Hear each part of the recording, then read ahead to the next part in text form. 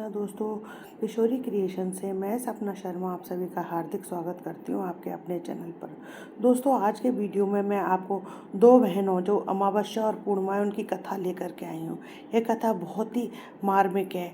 आइए सुनते हैं अमावस्या और पूर्णिमा की कथा। पौराणिक कथाओं के अनुसार एक राजा और एक रानी थे। उनके दो लड़कियाँ और दो लड़के थे। एक लड़की का नाम पूर्णिमा और दूसरी लड़की का नाम अमावस्या था।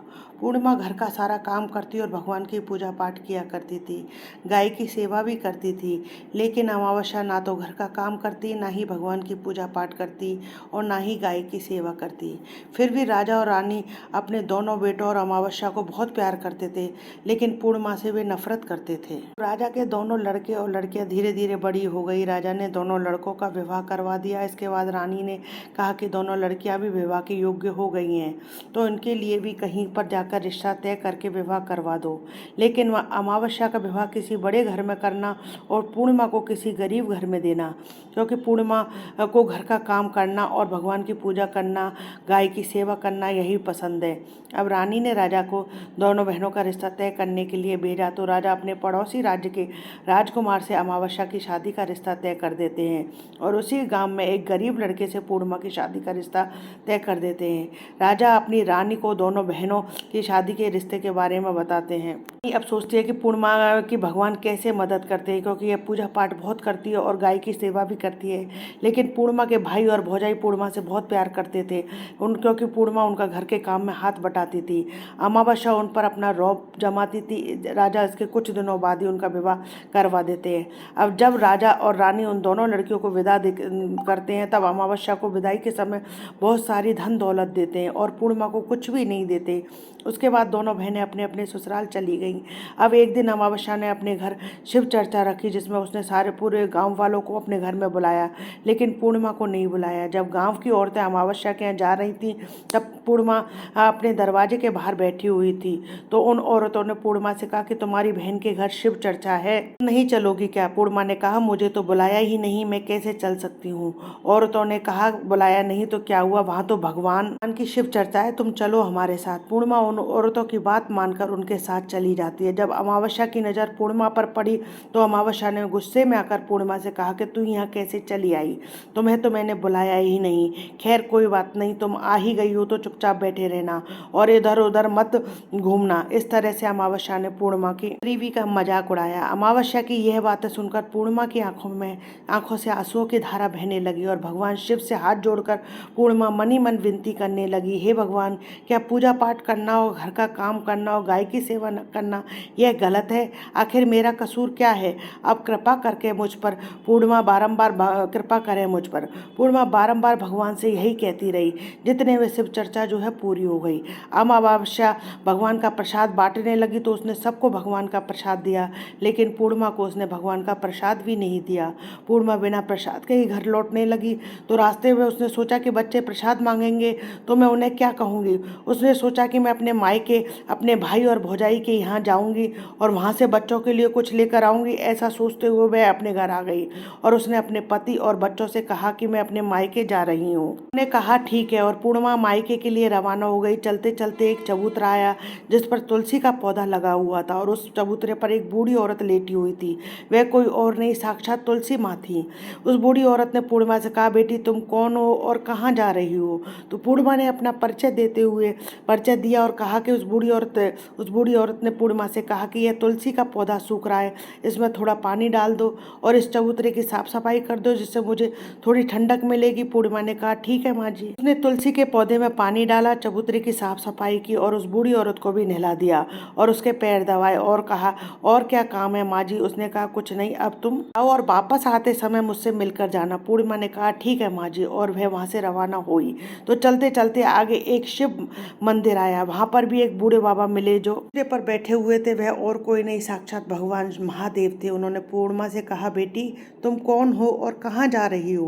पूर्णिमा ने अपना परिचय उन्हें दिया। फिर उस बूढ़े बाबा ने पूर्णिमा से कहा, इस चबूतरे और इस मंदिर की साफ सफाई कर दो बेटी। पूर्णिमा ने कहा ठीक है बाबा, और उसने चबूतरे और मंदिर की साफ सफाई की और पूजा पाठ की। उस बूढ़े बाबा को भी नहला दिया और कहा, और क्या काम है बाबा? उस बूढ़े बाबा ने कहा, कुछ नहीं बेटी, अब तुम और वापस आते समय मुझसे मिलकर जाना। पूर्णिमा ने कहा ठीक है बाबा, और वह वहाँ से रवाना हुई और आगे चलते चलते काली माँ का एक मंदिर मिला। वहाँ भी एक बूढ़ी औरत चबूतरे पर बैठी हुई थी। उस बूढ़ी औरत ने पूर्णिमा से कहा कि तुम कौन हो बेटी और कहाँ जा रही हो। पूर्णिमा ने उसे भी अपना परिचय दिया। तब बूढ़ी औरत ने पूर्णिमा से कहा, बेटी यहाँ सब पूजा पाठ करने तो आते हैं लेकिन मंदिर की साफ सफाई कोई नहीं करता, इसलिए इस चबूतरे और मंदिर की साफ सफाई कर दो। पूर्णिमा ने कहा, ठीक है माँ जी। तब पूर्णिमा ने मंदिर और चबूतरे की साफ सफाई की, पाठ किया और माता का श्रृंगार किया और उस बूढ़ी औरत को नहला दिया और बूढ़ी औरत के पैर दबाए। और पूर्णिमा ने कहा, और क्या काम है माँ जी। तब उस औरत ने कहा, कुछ नहीं, अब तुम जाओ और वापस आते समय मुझसे मिलकर जाना। तब पूर्णिमा ने कहा, ठीक है माँ जी। इसके बाद वो वहाँ से रवाना हुई और थोड़ा आगे चलते चलते एक नदी आई। नदी के किनारे भी एक बूढ़ी औरत बैठी हुई थी। वह साक्षात गंगा मैया थी। उस बूढ़ी औरत ने कहा, तुम कौन हो बेटी और कहाँ जा रही हो। पूर्णिमा ने उन्हें भी अपना परिचय दिया। उसके बाद उस औरत ने पूर्णिमा से कहा, इस नदी पर स्नान करने तो सब आते हैं लेकिन यहाँ साफ सफाई कोई नहीं करता, इसलिए तुम इस किनारे पर साफ सफाई कर दो। पूर्णिमा ने कहा, ठीक है माँ जी। पूर्णिमा ने वहाँ साफ सफाई की और उस बूढ़ी औरत के पैर दबाए और कहा, और क्या काम है माँ जी। उस बूढ़ी औरत ने कहा, कुछ नहीं बेटी, अब तुम जाओ और वापस आते समय मुझसे मिलकर जाना। इसके बाद पूर्णिमा नाव में बैठ चढ़ने लगी तो नाव फूलों से सजी हुई थी। नाव में बैठकर नदी के दूसरे किनारे पर उतर गई। इसके बाद वह अपने पियर के घर पहुंच गई। वहां पर पूर्णिमा के भाई भौजाइयों ने उसे देखा तो वो बहुत खुश हुए और उन्होंने पूर्णिमा की बहुत खातिरदारी की, खूब सारी बातें की और कहा कि बच्चों को भी साथ लेकर आती। इसके बाद सब खाना खाकर सो जाते और सुबह जब पूर्णिमा अपने ससुराल जाने के लिए जब अपनी भाभीयों से कहती है तो भाभीयों ने उसे एक लाल साड़ी दी और थैले में बच्चों के लिए कपड़े और खाने पीने सामान रख दी और कहा कि तुम बहुत दिनों के बाद आती हो, जल्दी जल्दी आया करो। पूर्णिमा ने कहा, ठीक है। इसके बाद पूर्णिमा की भाभीयों ने पूर्णिमा को हाथ में थैला दिया और कहा कि जाओ और वापस जल्दी आना। इसके बाद पूर्णिमा वहां से रवाना हुई और उसी नदी के किनारे पर पहुंच गई। नाव में बैठकर नदी के दूसरे किनारे पर उतर गई। वहां पर उतरने के बाद पूर्णिमा को वही बूढ़ी माँ मिली जो साक्षात गंगा मैया थी। उस बूढ़ी माँ ने कहा, आ गई हो बेटी। पूर्णिमा ने कहा, मैं आ गई। तो उस बूढ़ी माँ ने पूर्णिमा को एक थैला दिया और कहा कि तुम इसे अपने घर ले जाकर ही खोलना। पूर्णिमा ने कहा, ठीक है माँ जी। अब पूर्णिमा के पास 2 थैले हो गए, उन्हें लेकर वह वहां से रवाना हुई। पूर्णिमा अब आगे चली तो वहाँ काली माँ का मंदिर आया। वहाँ भी काली माँ में बूढ़ी माँ के रूप में बैठी हुई थी। उन्होंने कहा, बेटी आ गई। तब पूर्णिमा ने कहा, हाँ माँ जी मैं आ गई। तो काली माँ ने भी उसे एक थैला दिया और कहा कि इसे ले जाकर ही खोलना, घर पर ही खोलना। पूर्णिमा ने कहा, ठीक है माँ जी। अब पूर्णिमा के पास 3 थैले हो गए। पूर्णिमा ने एक थैला सिर पर रख लिया और एक हाथ में ले लिया और वहाँ से रवाना हुई। आगे चली तो भाई भगवान शिव का मंदिर आया। भगवान शिव बूढ़े बाबा के रूप में बैठे हुए थे। तो उन्होंने कहा, बेटी आ गई हो। तो पूर्णिमा ने कहा हाँ बाबा मैं आ गई। तो उस बूढ़े बाबा ने पूर्णिमा को एक थैला दिया और कहा, इसे अपने घर ले जाकर ही खोलना। पूर्णिमा ने कहा, ठीक है बाबा। अब पूर्णिमा के पास 4 थैले हो गए। पूर्णिमा के पास 4 थैले हो गए। अब वाला वो अकेली 4 थैलों को कैसे ले जा सकती थी, इसलिए उसने पुरानी साड़ी निकाली और उन 4 थैलों को एक साड़ी में इकट्ठा बांध लिया। पूर्णिमा वहाँ से रवाना हुई और थोड़ा आगे चली तो तुलसी माँ बूढ़ी औरत के रूप में बैठी हुई मिली। उसने बुढ़िया माँ से कहा कि बेटी आ गई। पूर्णिमा ने कहा, हाँ माँ जी मैं आ गई। तो तुलसी माँ ने भी पूर्णिमा को एक थैला दिया और कहा कि इसे घर ले जाकर ही खोलना। पूर्णिमा ने कहा, ठीक है माँ जी। अब पूर्णिमा के पास 5 थैले हो गए।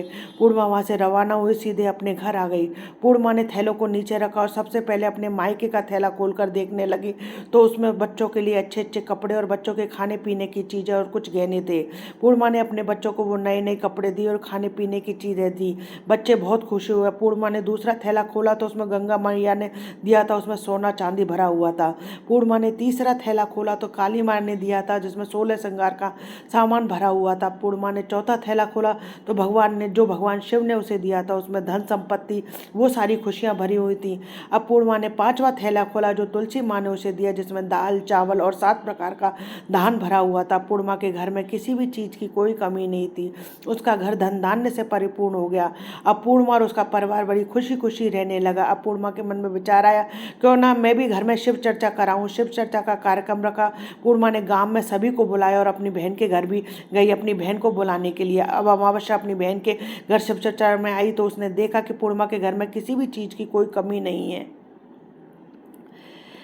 कोई कमी नहीं है। इतना धन दौलत देखकर अमावस्या आश्चर्यचकित रह गई। उसने पूर्णिमा से कहा कि तुम्हारे घर में इतनी धन दौलत कैसे आई। पूर्णिमा ने कहा, देखो बहन, तुमने शिव चर्चा रखी थी और मुझे नहीं बुलाया। मैं बिन बुलाए तुम्हारे घर आई और तुमने भगवान का प्रसाद तक मुझे नहीं दिया। तुमने मेरी गरीबी का मजाक भी उड़ाया। उसके बाद जब मैं अपने घर आ रही थी तो रास्ते में मेरे मन में विचार आया कि घर पर बच्चे जब प्रसाद मांगेंगे तो मैं उन्हें क्या दूंगी। इसलिए मैंने सोचा अपने मायके जाऊंगी और अपने मायके चली गई और जो कुछ भी घटना हुई वह सब अमावस्या को बता दिया। अमावस्या ने पूर्णिमा से कहा कि तुम भी मुझे प्रसाद मत दो, मुझे डांटो। लेकिन पूर्णिमा ने कहा कि यह तो भगवान का प्रसाद है, मैं तो सबको दूंगी और तुम्हें भी दूंगी। फिर भी अमावस्या ने प्रसाद नहीं लिया और वह सीधे अपने घर चली गई और घर जाकर अपने बच्चों से कहकर वह अपने मायके जाने के लिए रवाना हो गई। चलते चलते रास्ते में वही तुलसी माँ मिली जो चबूतरे पर बैठी बूढ़ी माँ का रूप धारण करके बैठी हुई थी। उस बूढ़ी माँ ने अमावस्या से कहा कि बेटी, तुम कौन हो और कहाँ जा रही हो। तो तुलसी का पौधा सूख रहा है, इसमें थोड़ा सा पानी डाल दो और इस चबूतरे की साफ सफाई कर दो। इस पर अमावस्या ने कहा, ए बुढ़िया, तुझे दिखाई नहीं देता मैंने कितनी महंगी साड़ी पहन रखी है, ये गंदी हो जाएगी। ऐसा कहकर वह आगे चली गई। भगवान शिव मिले तो उनको भी उसने ऐसा ही कह दिया। इसके बाद आगे चली तो काली माँ मिली, काली माँ को भी उसने ऐसा ही जवाब दिया। इसके बाद वह आगे चली तो गंगा मैया मिली, गंगा मैया ने भी उससे यही कहा। इसके बाद वह नाव में बैठने लगी तो नाव में फूलों की जगह कांटे थे जो उसके पैरों में चुभ गए। अब वह दूसरे किनारे पर उतरकर अपने मायके चली गई। जब वह वहाँ उसकी भौजाइयों ने उसे देखा तो वे आपस में धीरे धीरे काम की न काज की 2.5 सेर अनाज की ये भला कहाँ से आ गई कहने लगी। अब आ ही गई है तो ठीक है, पूर्णिमा तो अपने काम में हाथ बटाती है, ये कोई काम तो करती नहीं है। अब उन्होंने खाना बनाया और खाकर सो गए। अमावस्या सुबह उठी और अपनी भौजाइयों से कहा कि मैं अपने ससुराल जा रही हूँ। तो उन्होंने कहा ठीक है जाओ। अमावस्या बोली, पूर्णिमा को तो तुमने थैला दिया, मुझे कुछ नहीं दोगी। भौजाइयों ने कहा तुम घर जाओ, थैला तुम्हारे घर पहुंच जाएगा। फिर वह वहां से रवाना हुई तो नदी के किनारे आकर नाव में बैठकर दूसरे किनारे पहुंची। वह गंगा मैया बूढ़ी माँ का रूप धारण करके बैठी हुई थी। बूढ़ी माँ ने कहा, आ गई हो बेटी। उसने कहा, हाँ माँ आ गई। अमावस्या ने कहा, तुमने पूर्णिमा को एक थैला दिया था, मुझे नहीं दोगी। तो बूढ़ी माँ ने कहा, तुम अपने घर जाओ, तुम्हारे घर पहुंच जाएगा। उसके बाद काली माँ ने भी उससे ऐसा ही कह दिया। उसने बाद भगवान शिव मिले, उसने भगवान शिव से थैले के लिए कहा तो भगवान शिव ने भी उससे ऐसा ही कह दिया। इसके बाद तुलसी माँ ने भी ऐसे ही कह दिया। इसके बाद जब वह अपने घर पहुंची तो आंगन में 5 थैले रखे हुए थे। अमावस्या ने मन ही मन सोचा कि आज तो मैं निहाल हो गई। उसने जल्दी जल्दी से सभी थैलों को खोला। उसमें किसी में मिट्टी तो किसी में पत्थर तो किसी में कंकड़, किसी में कोयला, किसी में सांप बिच्छू भरे हुए थे। यह सब देखकर उसने अपना सर पकड़कर कहने लगी, हे भगवान, मुझे मायके में भी कुछ नहीं मिला, इन थैलों में भी कुछ नहीं मिला। इसके बाद अमावस्या दौड़ते हुए अपनी बहन पूर्णिमा के घर जाती है और पूर्णिमा से कहती है कि तुझे तो इतना सब कुछ मिला और मुझे कुछ भी नहीं मिला, आखिर क्यों।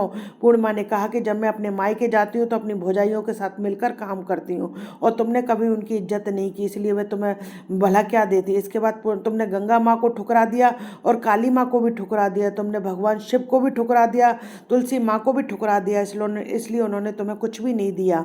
अमावस्या बोली, बहन मुझे माफ़ कर दो, मैंने सदा तुम पर अत्याचार किए हैं, मुझे कुछ नहीं मिला तो कोई बात नहीं, मैं भगवान की भक्ति करके सब कुछ प्राप्त कर लूंगी, मुझे इसका रहस्य बताओ। तो पूर्णिमा ने कहा कि तुम 3 सूत्र का ज्ञान ले लो। पहले सूत्र में दया मांगना, दूसरे सूत्र में चर्चा और तीसरे सूत्र में 108 बार ओम नमः शिवाय का जाप करना। बहन, भगवान ने जो 3 सूत्र दिए हैं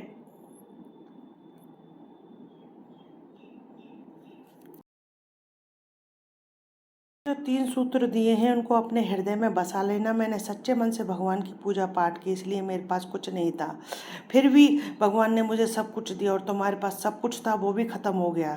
इसके बाद पाठ का अमावस्या अपने घर आई और भगवान की पूजा पाठ करने लगी। भगवान शिव से माफ़ी मांगने लगी और गौ सेवा करने लगी, दूसरों की मदद करने लगी। दोस्तों, यदि आपको मेरी ये कथा पसंद आए तो प्लीज़ मेरे वीडियो को ज़्यादा से ज़्यादा लाइक और शेयर कीजिए। यदि आपने अभी तक मेरे चैनल को सब्सक्राइब नहीं किया है तो उसे सब्सक्राइब करना ना भूलें, पास ही में बेल आइकन को दबाएं जिससे मेरे आने वाले हर नई वीडियो का नोटिफिकेशन आपको मिल जाए। हिंदू धर्म, रीति रिवाज, कथा कहानी जानने के लिए मेरे चैनल पर बने रहने के लिए बहुत बहुत धन्यवाद। जय श्री कृष्ण दोस्तों, राधे राधे।